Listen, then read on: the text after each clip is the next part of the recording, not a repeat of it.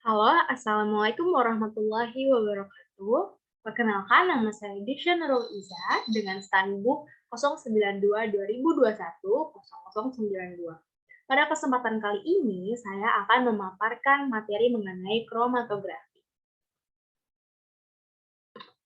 Apa sih itu kromatografi? Kromatografi adalah teknik untuk memisahkan campuran menjadi komponennya dengan bantuan perbedaan sifat fisik masing-masing komponen. Berdasarkan teknik kerja dan jenis bahan yang digunakan, kromatografi dibagi menjadi 3 bagian. Yang pertama ada kromatografi kertas, kemudian ada kromatografi kolom, dan yang ketiga ada kromatografi gas. Kromatografi kertas adalah kromatografi yang menggunakan kertas selulosa murni yang memiliki afinitas besar terhadap air atau pelarut polar lainnya.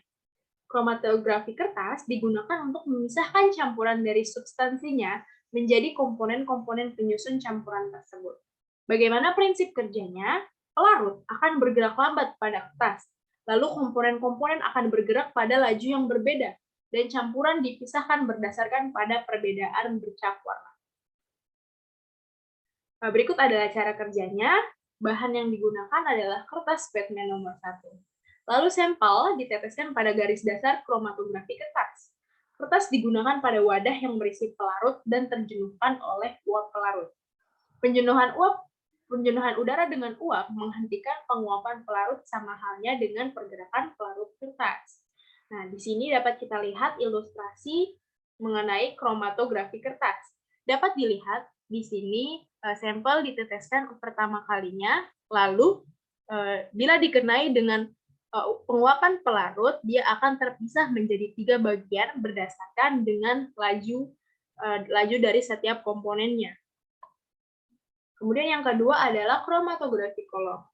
Kromatografi kolom adalah kromatografi yang menggunakan media kolom sebagai alat untuk memisahkan komponen-komponen dalam campuran. Prinsip kerjanya berdasarkan perbedaan absorpsi dan afinitas komponen-komponen penyusun campuran terhadap permukaan fase diam. Absorben bertindak sebagai fase diam, dan fase geraknya adalah cairan yang mengalir membawa komponen campuran sepanjang kolom. Sampel yang memiliki afinitas besar terhadap absorben akan secara selektif tertahan, dan afinitas yang paling kecil atau cairan fase gerak dia akan turun. Cara kerjanya, yang pertama sampel dilarutkan dalam sedikit pelarut, kemudian dituang melalui atas kolom dan dibiarkan mengalir ke dalam absorben. Seperti ini contohnya. Nah, komponen dalam sampel diabsorpsi dari larutan secara kuantitatif oleh bahan penyerap berupa pita sempit pada permukaan atas kolom. Dengan penambahan pelarut secara terus-menerus, masing-masing komponen akan bergerak turun melalui kolom dan akan terbentuk pita yang setiap zonanya berisi satu macam komponen. Nah, di sini dapat kita lihat bahwa dia berubah menjadi 2 bagian, yaitu bagian yang berwarna biru dan bagian yang berwarna merah. Kemudian nanti mereka akan secara perlahan turun. Setiap zona yang keluar kolom dapat ditampung dengan sempurna sebelum zona lain keluar. Nah, di sini dapat kita lihat bahwa afinitas dari yang merah ini lebih besar, sehingga dia turun terlebih dahulu ke bawah.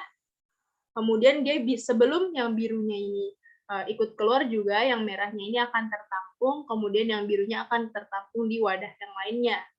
Seperti ini contoh realitasnya. Kemudian yang terakhir ada kromatografi gas. Kromatografi gas adalah proses pemisahan campuran menjadi komponen-komponen dengan menggunakan gas sebagai fase gerak yang melewati suatu lapisan serapan gas absorben yang diam. Prinsip kerjanya, gas pembawa atau biasanya menggunakan helium, argon, atau nitrogen dengan tekanan tertentu dialirkan secara konstan melalui kolom yang berisi fase diam. Komponen sampel akan terabsorpsi oleh fase diam dengan kecepatan yang berbeda. Cara kerjanya, sampel diinjeksi ke dalam injektor yang suhunya telah diatur. Ini adalah gasnya, kemudian ini ada tekanan flow controllernya. Setelah sampel menjadi uap, akan dibawa oleh gas pembawa menuju kolom. Nah, ini di sini sampel diubah menjadi uap. Kemudian dia akan alirkan ke dalam kolom open. Kemudian di dalam kolom, komponen akan terabsorpsi. Komponen akan terabsorpsi oleh fase diam sampai terjadi pemisahan. Komponen yang terpisah menuju detektor. Komponen yang menuju detektor akan menghasilkan sinyal listrik yang besarnya proporsional dengan nilai setiap komponennya. Sinyal listrik akan diperkuat oleh amplifier dan dicatat oleh recorder berupa gelombang-gelombang. Dan nanti di detektor ini akan dirubah menjadi gelombang-gelombang itu akan dirubah menjadi sebuah nilai. Sekian pembahasan saya mengenai kromatografi. Kurang lebihnya mohon maaf. Wassalamualaikum warahmatullahi wabarakatuh.